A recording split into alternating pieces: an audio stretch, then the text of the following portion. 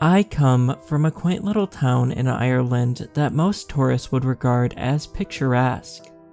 We get our fair share of tourists throughout the year as they love to wander the walking trails that crisscross the outskirts.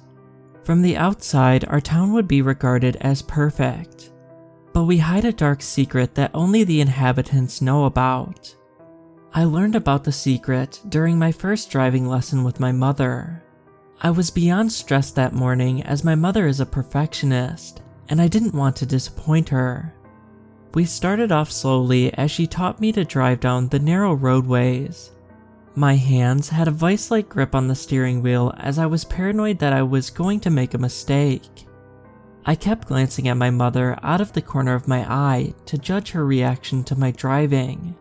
We were driving almost half an hour when I looked into the rearview mirror and spotted the smiling man sitting in the back seat. I was so shocked that I almost spun the steering wheel and crashed into the ditch. My mother screamed at me to keep driving and whatever I do, don't turn around. My eyes were fixated on the mirror as I stared at the man who had suddenly appeared in our back seat. His face was somehow clouded in shadow even though it was a beautiful sunny day outside. The only features of his face that I could make out were his eyes, which were a sickly green. His mouth was twisted into a snarling smile that made me want to jump out of the car. I watched in horror as he started reaching forward with his long spindly arms towards me. I was paying so much attention to him that I had taken my foot off the gas pedal and we were slowing down. My mother slapped me across the face and yelled at me to drive faster. I sped up and watched in relief as his arm slowly withdrew back towards his body. He leaned his head forward and opened his mouth, and a plethora of voices began pleading for help. I instinctively covered my ears with my hands, which forced my mother to grab the steering wheel. It took me a few seconds to regain my composure, and I grabbed the steering wheel. My entire body was on edge as the cries coming from his mouth reached a deafening crescendo. In the blink of an eye, the smiling man vanished, leaving me and my mother alone in the car. I pulled the car off to the side of the road and proceeded to vomit out my breakfast. The local police officer drove by and stopped to see what was wrong. He gave me a nod of approval as my mother explained that we had an extra guest in our back seat. We drove home in silence and I tried to venture the subject with her on a number of occasions, but she refused to talk about it. I learned from a few other people that he has been appearing in cars for almost 70 years.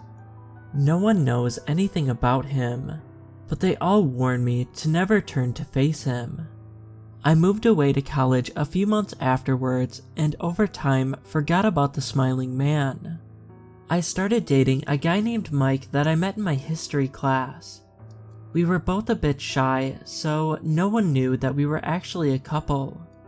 It started getting serious with Mike, so I decided to bring him home to meet my mother.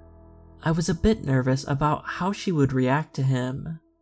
We were just driving into town when I spotted the smiling man once again sitting in my back seat. The blood drained from my face as we locked eyes in the mirror. Mike suddenly jumped in his seat as he must have noticed the smiling man. I shouted at him not to turn around, but it was already too late.